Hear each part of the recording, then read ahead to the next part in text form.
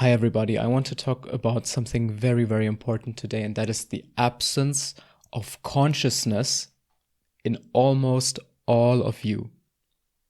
Or more generally, the absence of consciousness in almost all coders, programmers, all technical fields, all scientists. I note that since I began studying at university, maybe a bit earlier even than that the groups that the type of people that I'm dealing with, they are very, very narrow-minded. And they are so narrow-minded that I think that they might not even be conscious. Now, I know that this channel is largely about coding, but I have to tell you about this philosophy of life. This video starts with what you'll learn, why people categorize you, why people perceive you in ways you don't like, why you don't think you belong to the regular people. And we will unfold this whole topic of consciousness into how to live on a completely different plane of conscious thought, how to never worry about productivity, never worry about what specific people think, how to never be categorized as a certain type of person. And also how to, through all of those changes, how to possibly impact 1 billion people, if not more. There's really infinite possibility. So I was thinking about this topic of consciousness in people, and it looks like most people, and especially tech people, behave unconsciously throughout the day. And as soon as you flip the switch in yourself or in a person that is unconscious, you unfold infinite potential. And that is the thought that I want to elaborate on today. So this is very, very important, a very, very important topic that nobody talks about, largely because this is a philosophy, maybe even a philosophy of life that I have assembled myself in the last couple of years. And this is an original. So you will never find this anywhere else. So I highly recommend you stick out to the end, take your time, grab a coffee or go for a walk, listen to this video or even watch it, do something else in the meantime, or even attentively watch it. That might be more in line with the topic of this video, and enjoy those couple of thoughts. So we will start with some very, very simple ideas, and then I will freak out in the end. Let's go. So let me just go to the next notes here.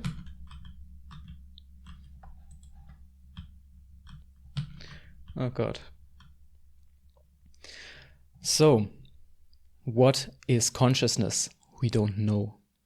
You probably personally have a feeling of what consciousness is. You experience consciousness in your day-to-day life, but nobody can really define what consciousness is. But we can easily say what consciousness is not. Consciousness is not your experiences. It is not your experience of watching this video right now. It is not your experience talking to people. It's not your experience working. This is not consciousness. This is just experience. And also the storing of those experiences in memory is not consciousness. For storing experiences in memory is a prerequisite for learning. And learning is not consciousness either. So people also say that someone who learns is conscious, because to learn something you have to be conscious. That is also wrong, because you can perform experiments with rats, mice, other animals, birds, and they can learn and adapt to behavior which means that they are storing things in memory, but they are not really exhibiting any consciousness. We can confirm that they can store things in memory. We can confirm that they can learn things, but we can't derive anything about their consciousness from that. So if you play, for example, you go out to a field, to a large field, and you play a sound on that field. Some sinus waves, specific sounds that birds can pick up.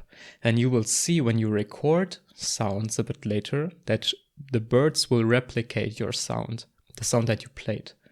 So they will play back the same sound to you. Is that learning? No, that's probably just parroting information that you fed them. Or it is learning in a sense. They learn to produce a new sound which they wouldn't be able to produce if you didn't feed them that sound. But they don't grasp the meaning of that, of what they learned. Just like a parrot, they just repeat. You could also tell a parrot, or all know parrots. Parrots just repeat sentences that you tell them. And a parrot would, without hesitation, parrot back the sentence, I love parrot soup, or I love to eat parrots. If you tell a parrot that sentence, they will parrot it back to you, which means they are learning the sentence, they are learning the required information to compose the sounds, but they will store all of that in memory. They won't really understand the meaning. They are learning, but they are not explaining the issue on the right plane of problem. Yeah, so in a way they are learning, but they are not learning the right thing. They are not paying attention to the right thing. Or this is probably unfair, but they don't probably have the capability to pay attention to the right thing. So there seems to be in the evolution of animals somewhere a flip, and that is likely between the apes and the humans, a flipped switch where paying attention and understanding things and providing an internal explanation to things, to issues, is suddenly possible. Now you might say, oh, animals have feelings too, and apes also communicate and they communicate non-verbally. Yes, they do. But this is also largely communication based on the so-called memes that they have stored in their DNA. Apes have certain behavior stored in their DNA, and that is the behavior they exhibit. And then you might say, you can perform a couple of movements in front of an ape. For example, you can show an ape how to throw a coconut at the wall to crack it. And if the ape didn't know how to do that before, the ape can attentively watch and replicate what you've done. That is because the ape understands the problem that you want to. That is because the ape understands the ways to replicate the individual motions to throw a coconut at a wall. First, you grab it, and then you extend your arm, accelerate it, and throw the coconut at the wall, and it will crack open, and suddenly there will be a reward. But the ape will never question why you throw it at the wall. And possibly, it is very possible that the ape doesn't even understand that you throw it at the wall in order to get the food. It is possible that the ape only throws the coconut at the wall because you showed it how to do it. And then the coconut cracks open, and the ape gets an instant reward for replicating the movement.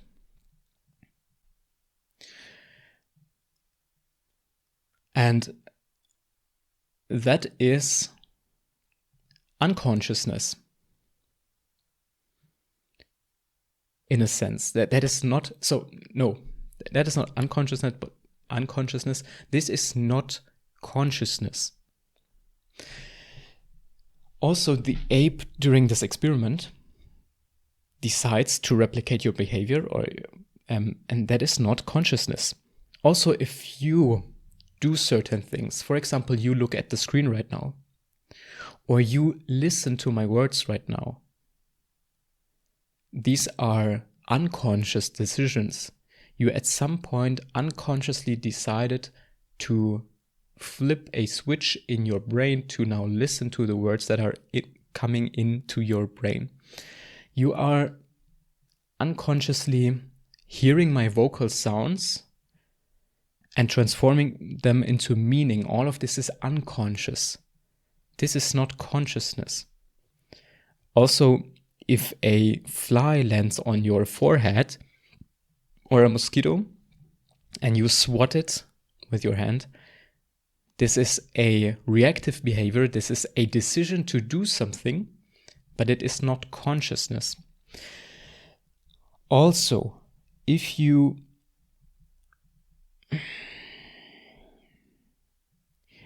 wake up in the morning and out of habit grab a glass of water and drink it, that is not consciousness. This is automatic behavior. Consciousness is something that cannot be really defined. My best guess would be it is attentively deciding to exhibit some new behavior that you haven't exhibited before. Or that is also not quite correct, because you can consciously do things repetitively. But there's always this element of being in an attentive state, watching yourself as you do something, introspecting while you're doing it, and through the consciousness also trying to do it in the best possible way. Imagine you have to vacuum your floor. You can consciously do it and drag the vacuum cleaner across the carpet, watch the dust as it is sucked into the vacuum. You can do it consciously. You can listen to the sounds. You can pay attention to what is happening, or you can do it unconsciously because you're emotional, you're thinking of something else, you have to go to the doctor in 1 hour, and you're unconsciously just vacuuming the floor. So there's a difference. Consciousness is not memorizing things, it's not learning things, it's not deciding to do things, and it's also not it's not your experience while doing things that is consciousness. Consciousness is somehow something that is activated in your brain while you do something. And usually consciousness pushes you to do something with care and with focus, and usually it pushes you to do something very well. During consciousness, this is something important. This is something that I want to note. During consciousness, there is no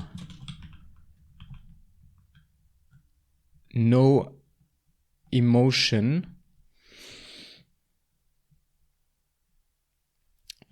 Let me just write, there's no emotionality. Just to emphasize that during consciousness, you don't, out of emotional urges, do things. Try to consciously watch something in your room, maybe the corner of your screen, and pay conscious attention to that right now. Pay conscious attention to some element. Or if you're outside, just look at the top of a tree or the top of a roof of a house, just a corner there. And while you're consciously looking at that thing, you're in a mindful state, and there is no emotionality in that. There's just conscious watching of how that corner is composed. and that is consciousness. That is the conscious experience. It cannot be really defined any better right now. Probably because of our understanding of what consciousness is.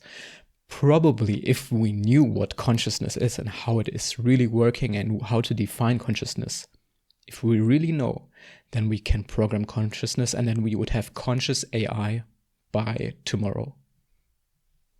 So maybe it's a good thing that we don't yet know what consciousness is. We just know how to trigger the experience of consciousness.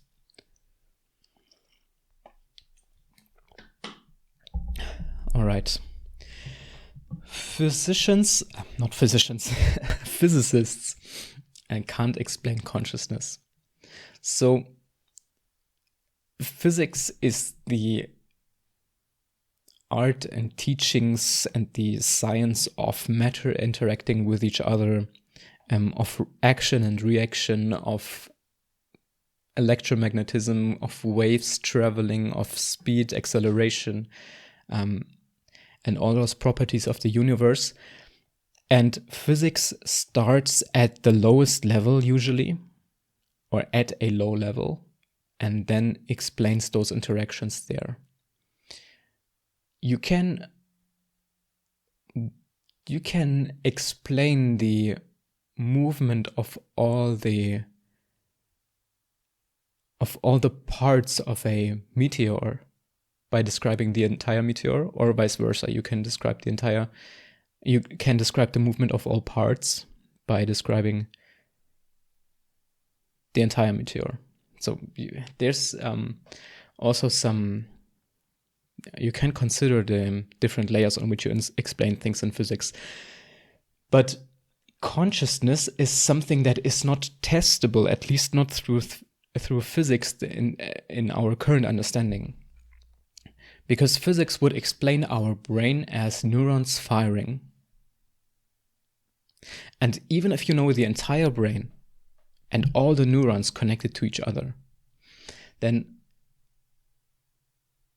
you wouldn't be able to explain consciousness. If I take the brain out of my head right now and create a metal copy of it, just some circuitry that copies the exact behavior of my brain. For each neuron, there's a transistor or some transistor configuration that mirrors that neuron, and it's done multiple billion times to copy the exact configuration of my brain. And if I plug that brain into the wall outlet and hook it up with some organs, then I would have a copy of myself that produces the same speech that I'm doing, it would produce the same words that I'm speaking. But is it conscious?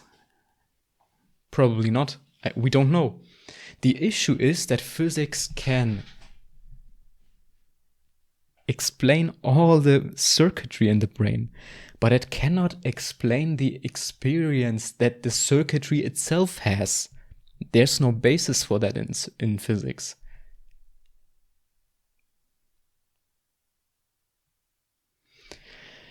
Physics can explain vision. There's light coming into my eyes, falling onto the retina, then being converted by the brain and stored away somewhere. Physics can explain storage in the brain. It can explain vision. It can explain auditory sensations. It can explain what I hear. No, but it can explain the circuitry processing that information, but it cannot explain the experience of the circuitry.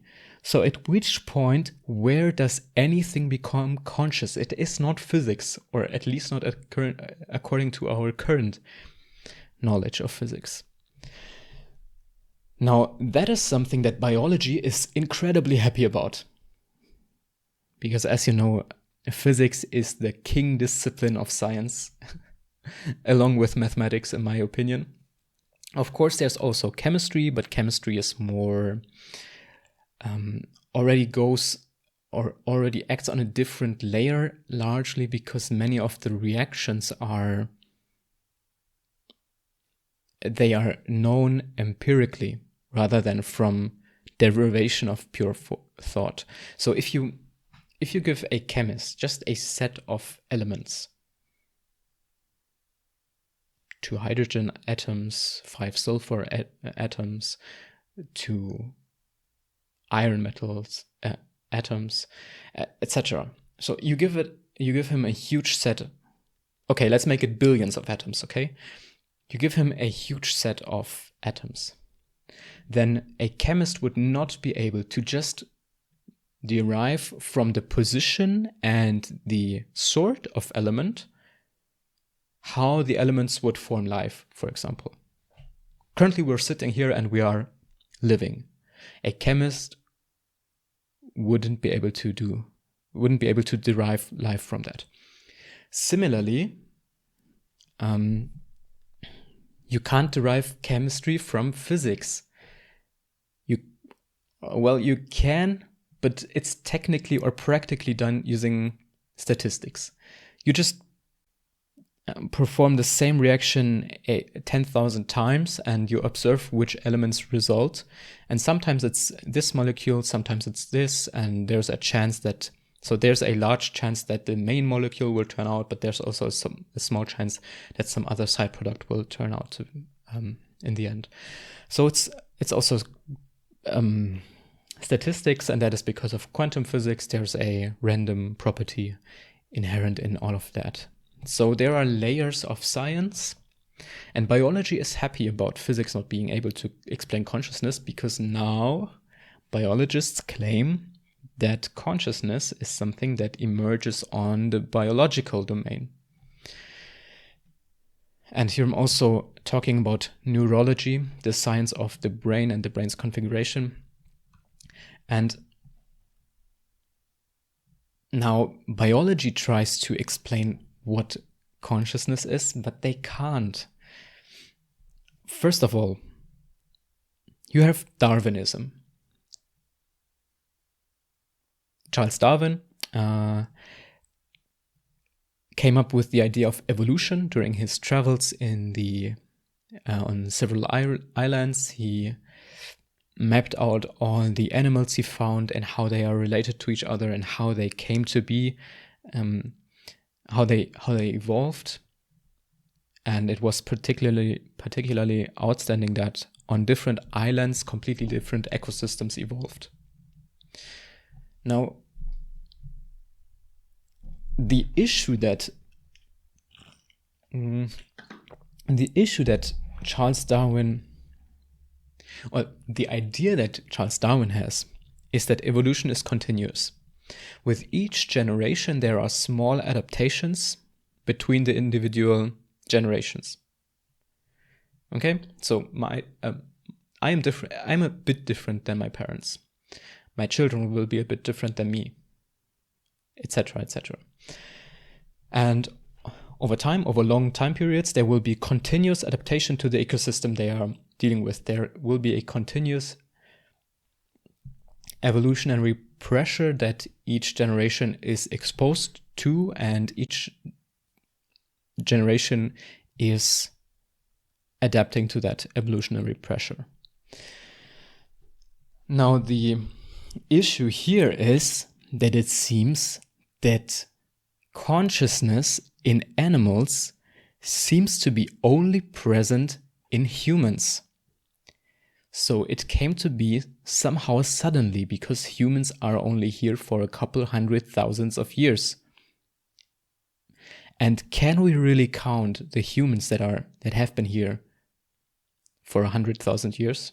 100,000 years ago? Can we really count them as being conscious? Did they build cathedrals? Did they build computer systems? Did they build spacecraft? They didn't even leave any traces. So how much consciousness can we derive from them? And according to my definition, or at least to my initial thoughts on what consciousness is not, it's not experience, it's not learning, it's not memory. Those humans back then They weren't conscious. So consciousness somehow emerged in the last couple of thousand years, where humans suddenly awakened and they came up with ideas suddenly. And Darwinism doesn't explain consciousness, because Darwinism would aim at explaining it as something that emerges slowly over time. So there would be increasing evidence of consciousness. But this is not the case.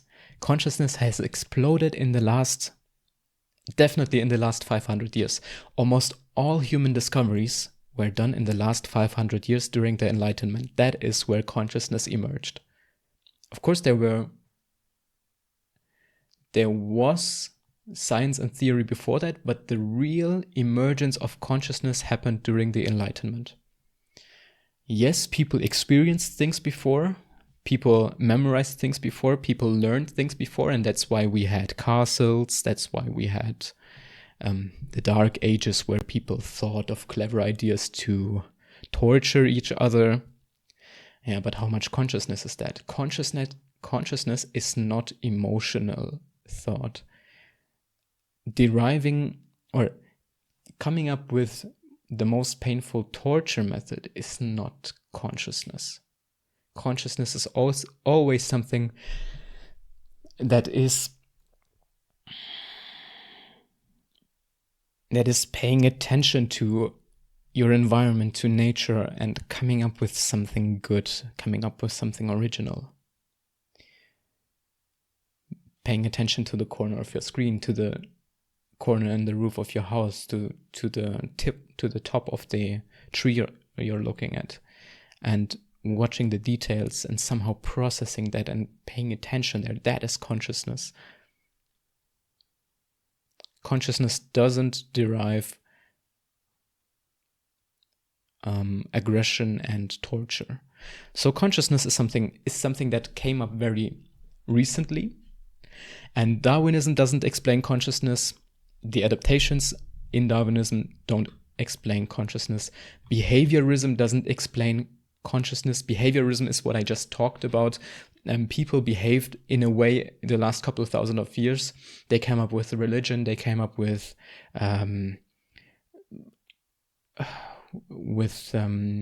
inhabiting certain land. They came up with growing crops. All of that is behaviorism that slowly evolved culturally over a long time, but it is not conscious thought that disrupts everything. All right. And the interesting thing here is that at the same time, in the same year as Charles Darwin, James A.S. Watson, who is also a biologist, a much less well-known biologist, came up with the idea of evolution as well, independently of Darwin. But he recognized this challenge of consciousness and that evolution doesn't explain consciousness. And then he published his theory of evolution and tried to continue with trying to work out how consciousness would fit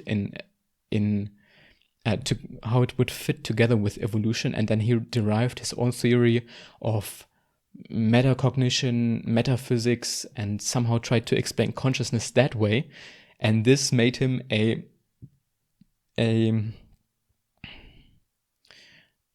unappreciated scientist, basically, because his theory of evolution is basically matching Darwin's, except for a small couple details which I'm not aware of. But because he went off on that tangent trying to explain consciousness, which he failed at, using spirituality, metaphysics, and that stuff, he was basically disregarded as a serious scientist. So James A.S. Watson is well known in the scientific community, but he's more well known as a funny story to talk about next to Darwin. Darwin is much more well known, and this is just something I wanted to share with you. So the theory of consciousness really seems to have also disrupted someone's career. In a negative way, however. Okay. A non-testable idea of consciousness. This is my own idea of consciousness, or it's not an idea that I think is correct. It's just an idea that I had that might explain something, but not everything about consciousness. So as you all know, we live in a universe that is also dictated and dominated by quantum physics. There are quantum physical processes, and you are probably all aware of the dead cat experiment, where the cat is dead and alive at the same time. If you don't know at which time it was killed. And there are two different interpretations of that experiment. Either you have to accept, and that is physical reality, either you have to accept that the cat is dead and alive at the same time, or it is the universe splitting at the moment of death, or at a potential moment of death. And there are now two universes, one in which the cat continues to be alive, and one in which the cat is dead when you open the box.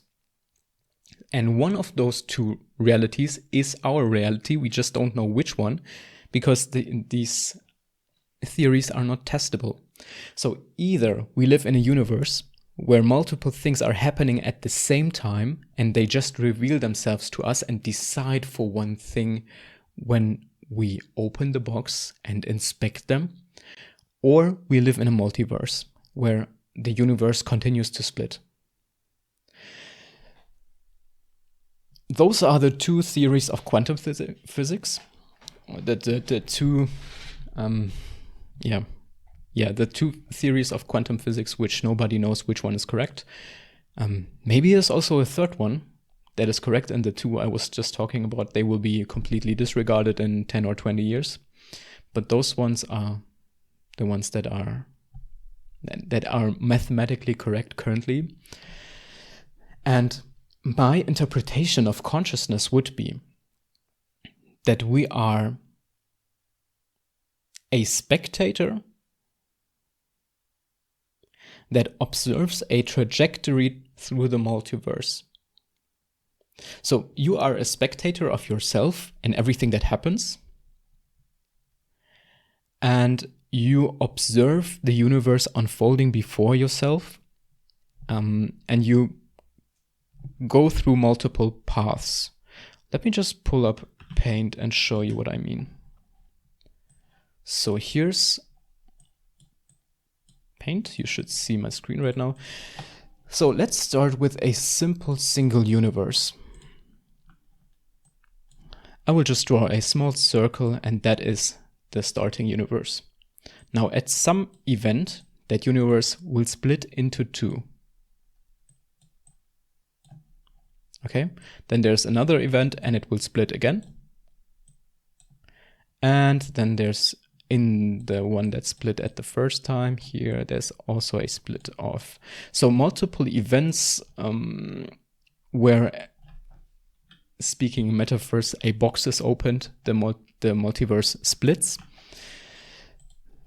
And then the universe decides what happens. So here in one path, the cat is dead. In the other path, the cat is alive. And you are, and that is an idea that I had, a spectator of a certain path in the multiverse. Now, some things here are pure random chance. For example, when you open a box and you see a dead cat inside, is that something you can influence? I don't know. It might be random chance, or it might be something that you can influence. Now, the real philosophy here comes into play when you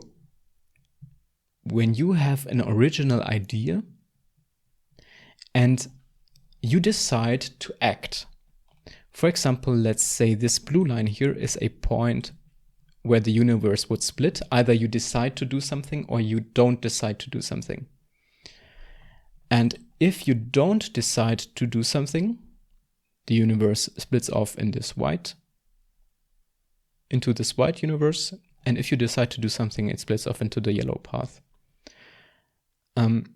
So according to your decisions that you do in life, you traverse a path through the multiverse. So if I decide to go for a walk now, then I would enter the multiverse, the universe that split off from other universes in which I go through that path. But there are other universes in which I don't, and I keep sitting here. So the multiverse unfolds, and while it's unfolding, you decide which path you walk through your decisions. And this is a philosophy which is, maybe it is falsifiable, I don't know. I haven't thought about it much further. Maybe this is a philosophy that is quite empowering, because it tells you that you can do anything you want as long as you decide to go a certain path. I don't know. Let's continue. Now, here's the main topic of the video: how programmers are not conscious. First of all, unconsciousness dominates your day. As you just saw in this multiverse theory, if you're unconscious, your decisions are always, or the universal path, the path through the universes, the trajectory you're following is always dictated by randomness. If you are conscious, you follow a specific path through the universe. But okay, let's throw away that theory and let's just have a grounded explanation of how programmers are not conscious. Unconsciousness dominates your day. Most programmers I know, including myself, very, very often, we just live the same day every day. We wake up at the same time, we go to sleep at the same time, we eat the same things every morning, we have the same schedule every day. And we just follow the same patterns every day. But this is not just only about the schedule you're following. This is about unconsciously doing the things that you're doing the entire day. So if you are studying for something, or you are cooking, or you're doing whatever activity, then usually people who are programmers, in my experience, they are not conscious. And that is because they are not attentively experiencing what they are doing. They are experiencing what they are doing, obviously, and they are processing information and doing things, but they are not consciously doing it.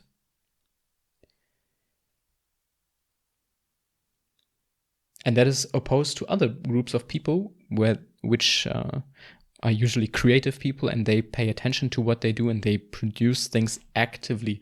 Programmers very often passively want to be spoon-fed information, process that information, study their things, get better at stuff, learn about productivity, learn programming, pass exams, get hired at a certain job. All of those things are done unconsciously. They are just traversing a path. They are not active in decision making. They are not forming a personality here. They are just, it's the only thing that they really decided, or maybe they didn't even decide that at some point, is that they are a technical person. That's how they identify themselves.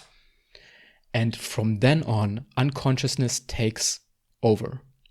As soon as you decide who you are, as a programmer, as a coder, as an engineer, as a scientist, as a mathematician, as whatever, as soon as you decide who you are completely lost, and the category you assign yourself dominates your day. If I decide I am a programmer, then unconsciously, with emphasis on unconsciously, what I know a programmer does throughout the day will dominate my day, or it will dominate my experience. I will absorb all the information that I know about programmers and programming related life, and this will be my life. If I decide, this is one of the worst decisions you can ever make. If you decide you're a gamer, you will live a gamer's life, and your life will be extremely similar to that life of other gamers. There's absolutely no uniqueness in your life, or at least, well, there is uniqueness in your life in a sense that you traverse your unique trajectory through the multiverse. You are born at a certain day, you live in a certain city, maybe you have a specific taste in music, maybe you know a couple of specific facts in some topics that you're interested in. So you are in a sense unique, but you still assign yourself to a certain category of person, and assigning yourself to that category of person, this wicks away all the conscious uniqueness from yourself, and basically you end up as a copycat. Of course, it won't be the same thing as putting yourself on a photocopier, as on some photocopying device and copying yourself or some other programmer one-to-one. That's not the case, obviously. But I mean that you replicate all the behavior or much of the behavior of another person in the category you assign yourself to be. And this is very important. You don't go on an original path. Yes, your trajectory throughout the multiverse is somehow unique, yes, but there's a very strong correlation between your trajectory and other trajectories. An original path is not a unique experience.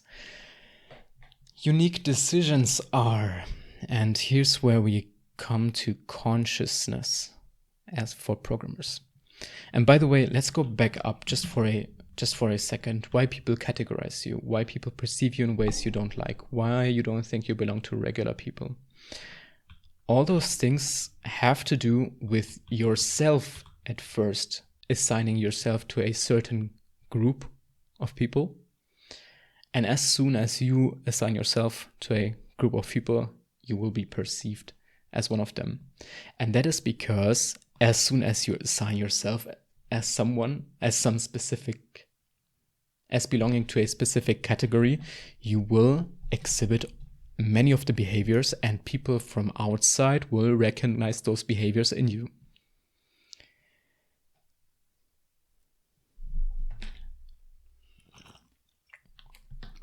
This is, by the way, the same thing for everybody who has tattoos.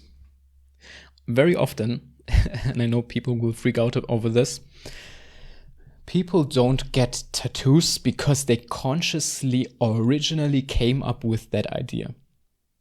A tattoo is a cultural meme. It's a self-replicating phenomenon that replicates itself through culture, through society. And you observe other people getting tattoos, and you don't originally want a tattoo for yourself because you consciously came up with it. You want to unconsciously belong to the group of tattooed people. It's belonging to a group. As soon as your behavior leans toward belonging to a certain group, you destroy all the conscious originality in your life. So I would say, as soon as I see someone with a tattoo, there's a very good chance that this tattoo was done out of unconscious decision. It's not an original thought. Oh yeah, but the symbol that I selected, or the motive that the picture that was tattooed, that was that is something very personal, and I really thought about it for a long time. Yes, but inside the group of tattooed people, everybody selected something original. But the phenomenon tattoo is not coming from a original thought.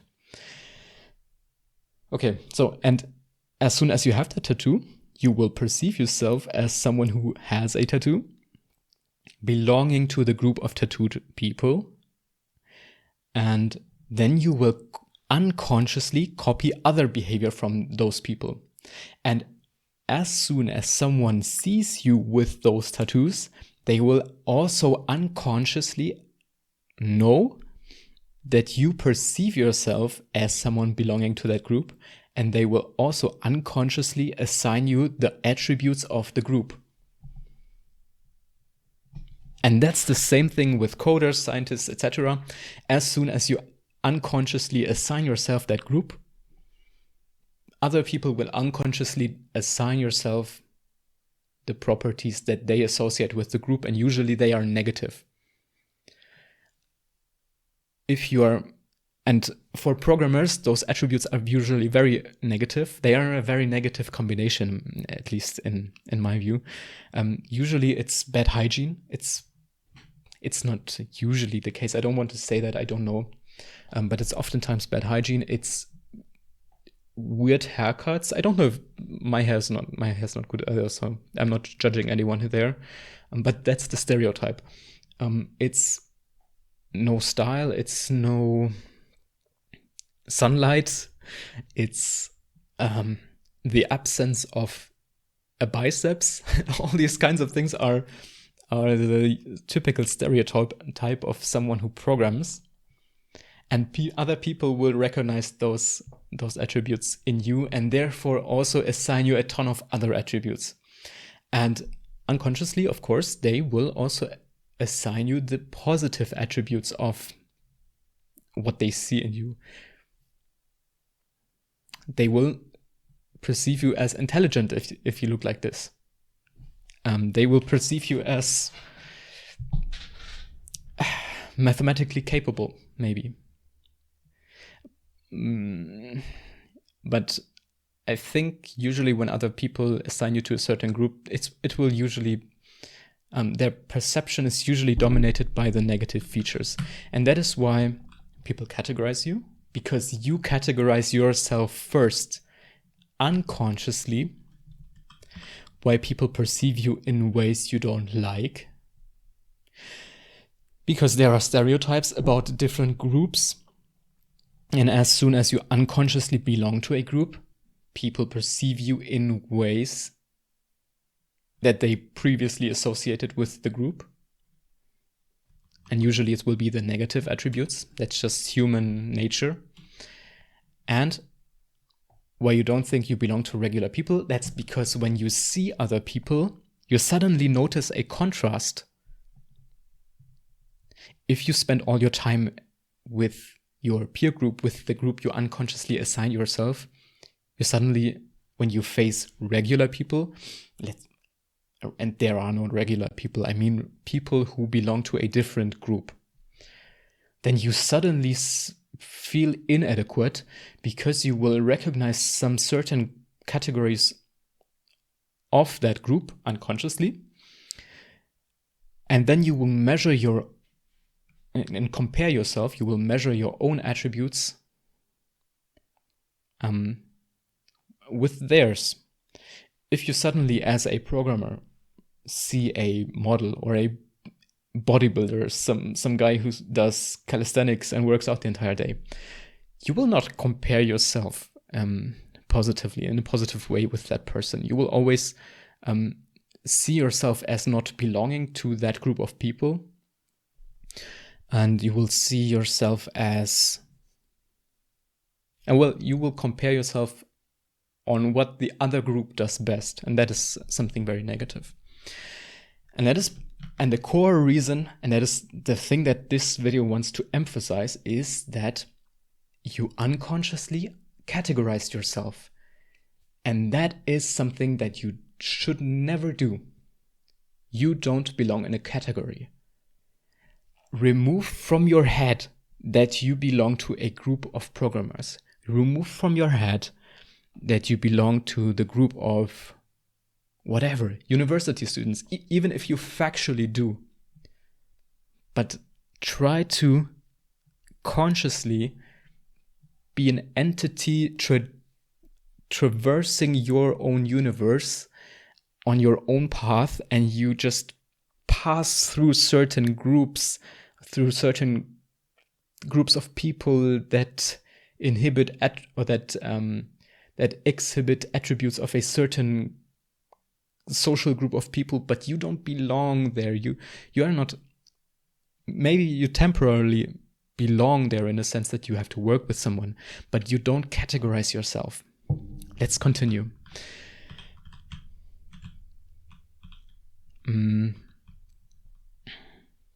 And here, this is something that we also already covered. Studying code is not consciousness, it's just experience and storing away memory. Working is not consciousness, and working out is not consciousness either. Those are just things that are proclaimed productivity. Those are things that are deemed positive by your peer group or by society at large.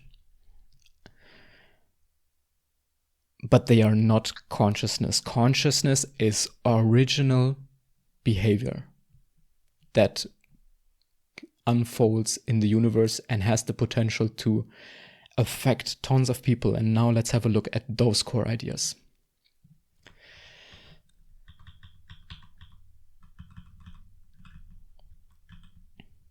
So, consciousness is the experience in the now, processing valuable information as it was received and producing creative, original thought, ideally resulting in mindful action. Consciousness is attentive alertness, watching details, unique patterns, feeding your brain with information, and attentively dwelling on it, explaining it to others with positive intent. My style of consciousness is that I'm learning stuff and I'm teaching you about that stuff almost immediately. And through those teachings and elaborating new information that I learned, I also form my own ideas, my custom, unique ideas. I'm sure that a couple of ideas I presented today you will not find anywhere else. And so there's this layer of consciousness, or this layer of behavior that is consciousness, and that is very valuable. And let's see how valuable this can be in programmers. And by the way, being emotional due to external triggers is unconsciousness.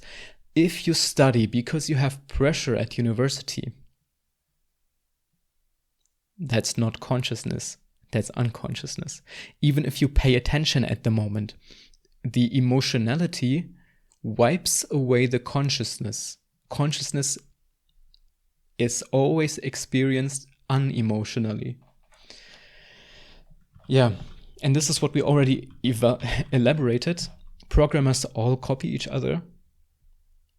Possibly because you're watching this channel, if you watch a couple of videos, you unconsciously, with emphasis on unconsciously, you try to mimic me. I also try to mimic you if you write comments and you're clever and I want to be like you. So don't get me wrong. And you don't get a damn haircut even if you inherently want one. You somehow want a haircut, but you're too shy to go to the barber. That's unconsciousness. And programmers are a tightly bound social group. Same for scientists, same for mathematicians, same for chemists, biologists, all these people. They are tightly bound social groups discriminating themselves from the rest of the world, lurching around in online subgroups, forums, etc. Okay. One of the last points. Why is this an issue? And now comes the value of this video. The entire value of this video is condensed here. And Please read the bottom sentence with me. Because the world deserves your potential. Again, why is unconscious behavior an issue? Because the world deserves your potential.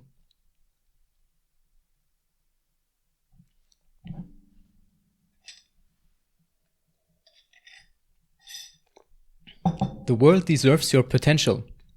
And this is the point. Unconscious behavior will never unfold your potential. I recently heard a nice quote by Jim Rohn, who's a motivational speaker, but this quote really this sits with me. And this is something unique to humans. A tree will always grow as tall as it can. A human doesn't. Or most humans, unconscious humans, don't. Yeah, and as I just said, that is because of unconsciousness. You are, of course, this comparison, tree and human, is completely flawed, because a tree just does what is in its DNA. Now, with humans, we have the advantage that we don't just do what is in our DNA. We have a brain that is capable of consciousness. And here's where the entire potential sits. Your potential is not encoded in DNA, it's encoded in the wiring of your brain, the capability to generate creative ideas, creative thought, and that's where your potential sits. And many people just live to their genetic potential of the DNA they have. And the DNA limits your potential in the following sense. Your DNA tells yourself that you want to be the best in your peer group. You want to have status in your peer group. You want to have a lot of money. You want to have reproductive relationships with the other gender. And that's what your DNA says. And that's why all the productivity things that you see online, getting more work done, how to earn more money, how to study this and this thing better, they are all things to increase your status, which is DNA encoded behavior. But this is not your potential. This is just genetic potential that is part of every human. The real potential is coming from creative, conscious thought. It's a whole new world of things that you can do. If you imagine that this is your entire potential, including the creative and original conscious thought, then your genetic potential will be maybe this small, if not much less. It will be just a paper sheet thin percentage of the entire thing. Imagine you live up to your genetic potential. Your genetic potential maximizes your revenue, your money income, your monetary income, your health, and your reproductive life. Okay, so you have a partner, you have children, etc. So you end up completely maxed out. Let's say you have 10 children, you have $100 billion, and you are ultra intelligent. That's great. But within just 2 or 3 or 5 or 6 or 7 generations of unconsciousness, everything will be faded away. First of all, you die. Then your children and the next generations after them will spend all the money. It will be lost if they are unconscious as well. There will be your health will be over. And your reproductive relationship obviously also will be over. And in the worst case, a meteor will hit the house, your family home, or wipe out the entire human civilization. And where's your genetic potential now? What did you really do then? Then everything is gone. If you maximize your conscious potential,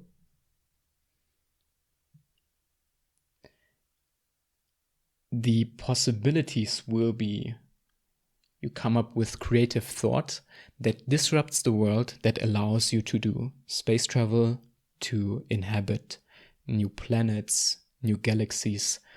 And there is an infinite heritage from your original thought that will never be there if you just live up to your genetics.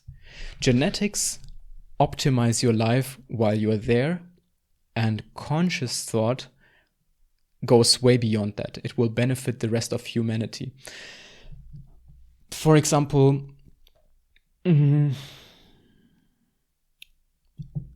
the ideas of Isaac Newton influenced, gravity and the laws of motion. They influenced all of mechanics. They influenced all of physics.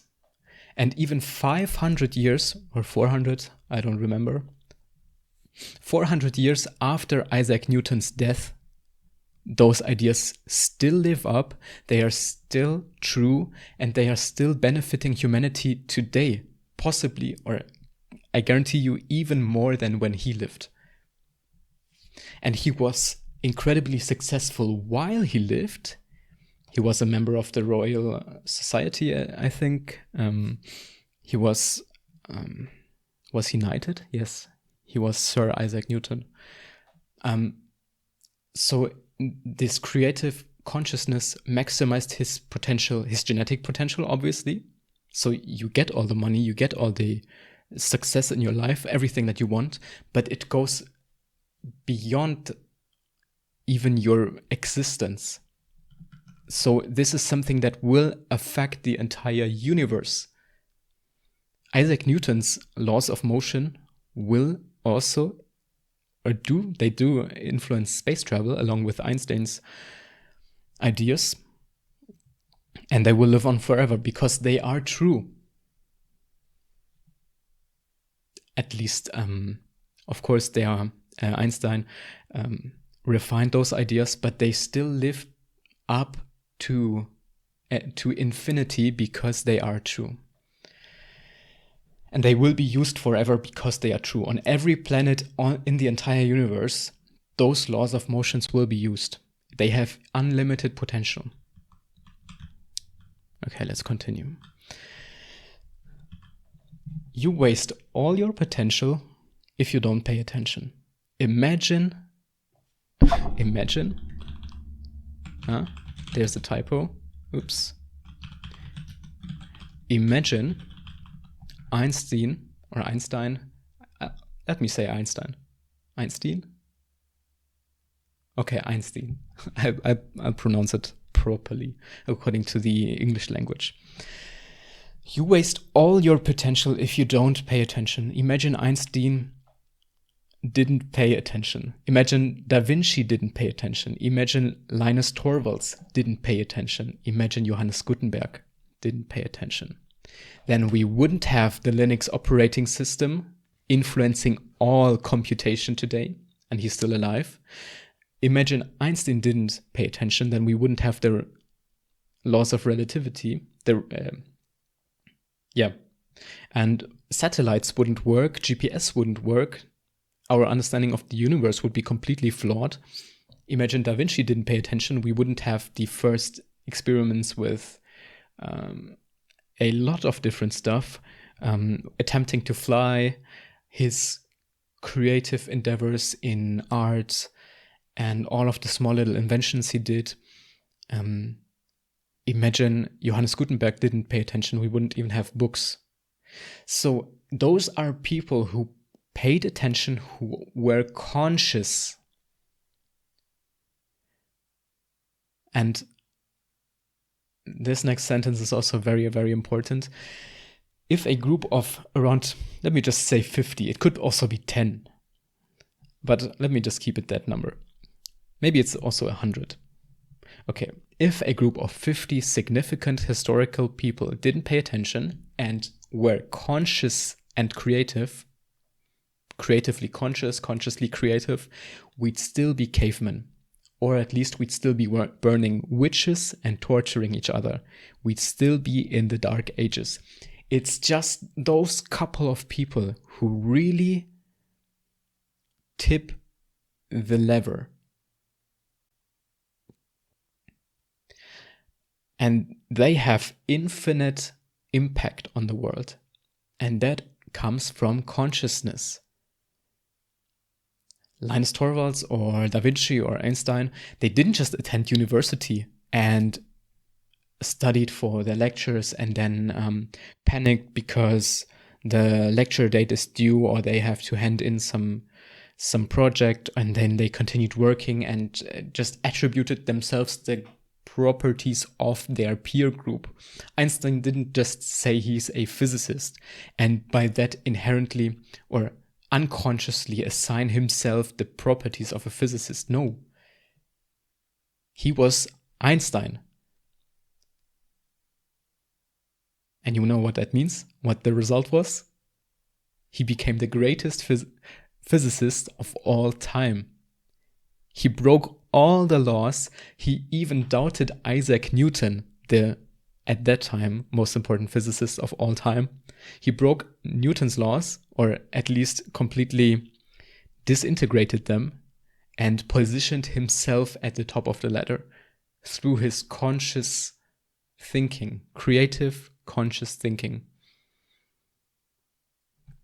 So consciousness, this creativity with unique ideas is what gives the entire world so many benefits. And here's a quote that I just made up myself that might be worth noting down for you. A conscious individual saves the lives of 1 billion unconscious. You need just one idea. Or maybe don't even panic and try to generate ideas now. I don't want this video to be pushing you toward copying the conscious individuals and therefore assigning yourself to the group of conscious people. I just want you to spend a bit more, to pay a bit more attention at certain things you're doing. Maybe increase the intent that you do things with. And then you have incredible potential. And here's why coders, scientists, and engineers have the best potential for conscious impact. You guys are all very intelligent. I can tell from the comments I get from you all the time. I feel so dumb, really. You are all literate. You guys quote books, you point me to certain resources. I just know this from interacting with you. And you have an above average IQ. So you literally have the best potential for conscious impact that you can have. If you don't assign yourself to a certain peer group, the peer group is what limits you. That doesn't mean you can't live with other people, you can't interact with other people, but don't categorize yourself. If this video unlocks just a single conscious mind, it changes the world. If, let's say I have, I think 17,000 subscribers right now. If this reaches just one person who, because of this video, has a single idea that changes something in the next 10, 20, or maybe even 50 years, and that idea can be somehow backtracked to my video, then this video completely fulfilled its purpose. So, how to escape unconsciousness? Pay attention to any details. Yeah, we already talked about that. Then listen to inner voices. Eat the apple off the tree. And that is a reference to Garden Eden, where Adam and Eve lived, and Eve tempted Adam to eat the apple, and it was the tree of wisdom. Eat the apple.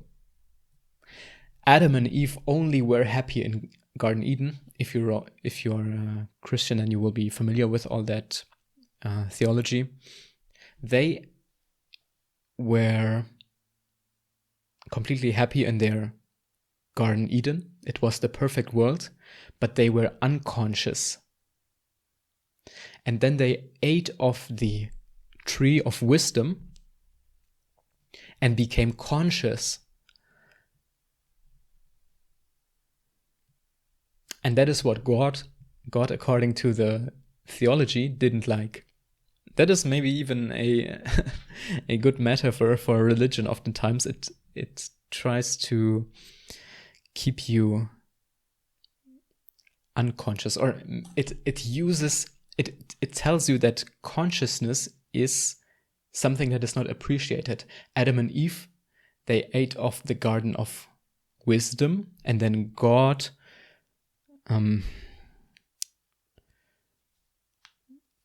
didn't like that and made them hungry, made them aware of themselves, made them freeze, and gave them all the bad properties, or gave the world all the bad properties. Yeah. Expose yourself. And so going back to that metaphor, you have to eat the apple. If something tempts you, some ideas, then follow that idea. If you see, or if some person tells you something, don't just disregard it as being senseless, useless. And especially if 2 or 3 people give you the same idea and tell you, hey, you need to look at that, then look at it. Then, next point, expose yourself to new and good information. This is, in my interpretation, or in what I mean, is that you need to read good books, and you need to, of course, gather good information, pay attention there, digest that good information. And with good information, I mean good, conscious, down-to-earth, usable information. Don't read useless stuff. Understand what optimism is. This might be a point, might be worth a point as well. Optimism is not just blindly being happy all the time. Optimism is expecting things to be solved due to new information that you don't yet know. So always expect, for any problem you have, that you just lack information and you need to expose yourself to new good information. Never, or try to not fall into unconsciousness. Always be conscious, watch things, pay attention.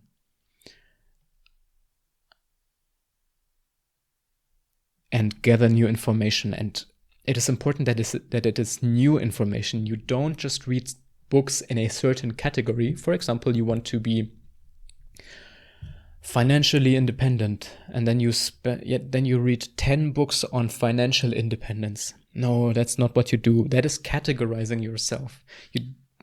The more you busy yourself with a single topic, then the more you categorize yourself.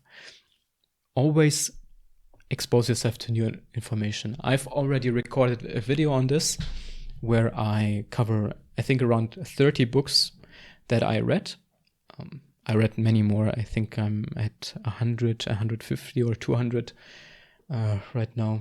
But I present to you 30 books that you can have a look at if you like. The videos are online on my channel. Then, avoid news. Avoid news. That means in the evening, don't sit in front of the TV and watch news. News are always bullshit. News never benefit your life. And if they benefit your life, then someone will tell you about the news. In my experience, news always tell you what might be about to happen. Oh, the president wants to increase taxes for this and this. We just have to pass this to the Senate. So, but this is not yet a result. Real news, real usable information would be if that law passed. Okay, and if laws pass and they are presented on the news, do they really affect your life? If there's some environmental law, which I wouldn't agree with because of my understanding of the world, some environmental law that protects fish and causes everyone in my country to not be able to build a house at a lake. Something like this. Does it really affect me and my life? Well, only if I want to build a house on a lake. But if I really want to do that, then I will get that information without watching the news. How many news do you really have to watch until you get worthy information that is usable? Let's say in a single news time, in a single news session where you're watching news, there are 10 different clips, 10 news stories that you're watching, and you're watching news every day. That's 3,650 news stories. Now, please name me 10 news stories from last year which benefited your life. I guarantee you won't be able to mention 10. So, and even if you are able to mention 10, or if you are able to mention 10, but not more, then that is a 0.3% signal to noise ratio. So 0.3% of the information you feed yourself is valuable to you. How stupid would I be if I ate food where just 0.3% of the volume has nutrients? Completely stupid. But with news, everybody just watches news. But it's almost irrelevant. And okay, some people might think we always have to be aware of the latest news, of the latest happenings, because there might be war, or I invest my money in the stock market, or etc. Yeah, but since when does news on a long term affect the stock market? They don't. And if they do, then it's a big catastrophe, such as the financial crisis in 2008 or the COVID crisis in 2020. And then you get the news without having to watch the news. As simple as that. So if journalism was important, journalists would be the richest people on earth. That means anyone who tells me that watching news is important, a teacher at school or some investor, some guy at a bank who wants to sell me something, some managed fund, any one of those will tell me I have to watch news and be aware of what the world does at all times so I can react to it and adapt my finances. They're just bullshitting. If journalism was important, then journalists who write up that information and who are the first people who have the important information, they would be the richest people on earth, but they aren't. And that is the proof why journalism is not important. Avoid news. Don't watch news. It's just noise.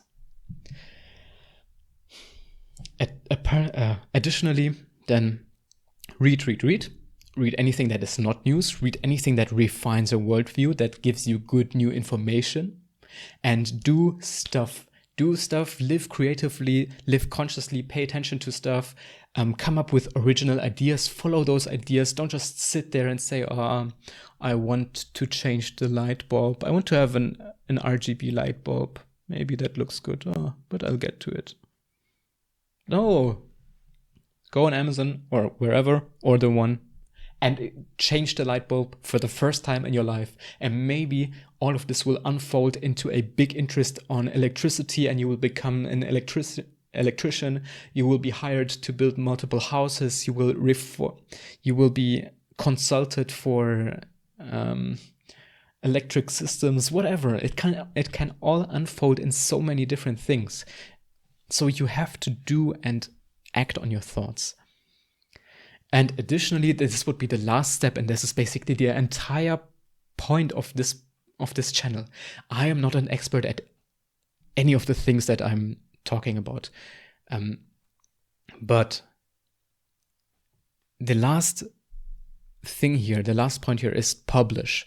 If you publish all the things that you do, even if you think they are trash, people will pick up your ideas. And that is where this exponential long-term impact grows. So even if I'm not an expert and I program something and I feel like a complete beginner because all the people in the comments are just correcting me and they are giving me improvements, somehow still my ideas live on, and there are a couple of things, a couple of people I positively influence, and then it might have a long-term good impact. Yeah, and I find it interesting, and this is something I have to say here. I started this channel, and very early on in the first couple of months, I started doing SDL programming videos in C, in the C programming language. And I had zero experience. I just coded. Yeah. So I just coded stuff using a certain library and showed people how to do that, or how I do it, with zero experience. And a couple of months later, now just a couple of weeks ago, I discovered that people in forums and on Reddit, they recommend my channel as a resource for this particular programming library SDL. Even though at the time of recording, I was the least qualified person on earth with zero knowledge. So somehow, still, despite me not knowing what I'm doing and just creatively following my urges in a sense, and turning on my consciousness and just doing stuff actively, I somehow made an impact and somehow became a resource on something. And I wouldn't have expected this at all. It's impossible. It would be impossible for me to sit down and just decide I will be a resource on this programming language or on this library and then record videos and achieve that. This is an accidental roller coaster or an accidental snowball that just happens when you publish your stuff. Yeah. And here's the very last point: create memes. And this goes hand in hand with publishing. Memes are not the funny things, the funny images you see on the internet. Those are memes in a sense, but memes in the evolutionary sense, memes are cultural DNA. They are replicators.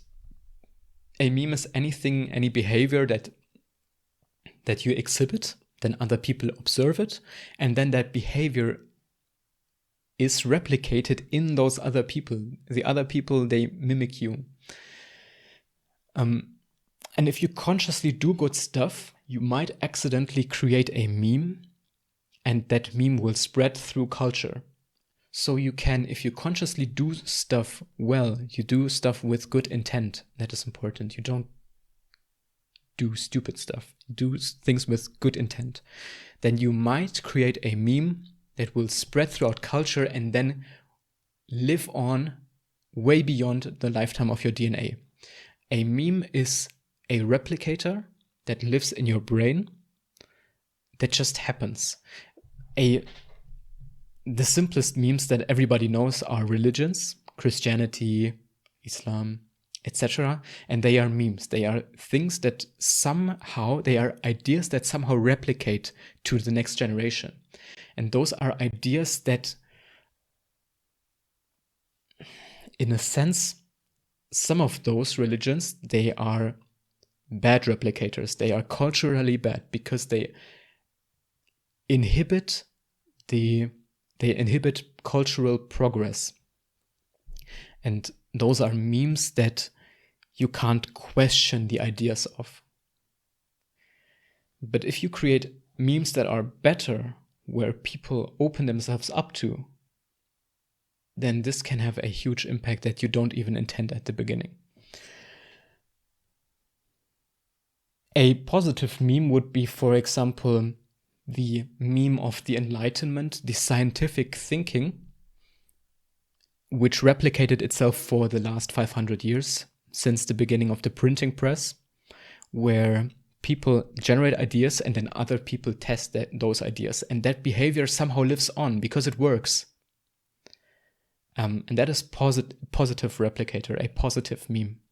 And there are, as opposed to bad memes, which would be replicators that dominate our brains, that you copy from your parents, from peers, that you don't want. So you consciously live, you create positive memes, those will influence the entire culture that you live in.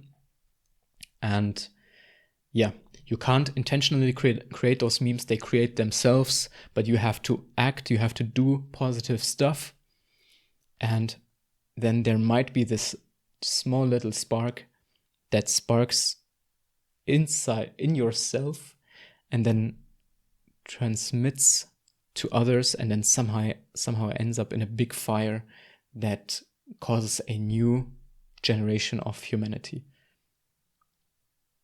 Yeah. And this is my video on consciousness in programmers, consciousness in engineers, scientists, in basically everyone. This video is not limited at all to a specific subgroup of people. And the key takeaway would be to pay attention positively, live creatively, don't bloat your brain with bad stuff, avoid the news, expose yourself to good information, and do things and talk about them. Publish what you do. I hope you enjoyed this video. See you next time. Bye.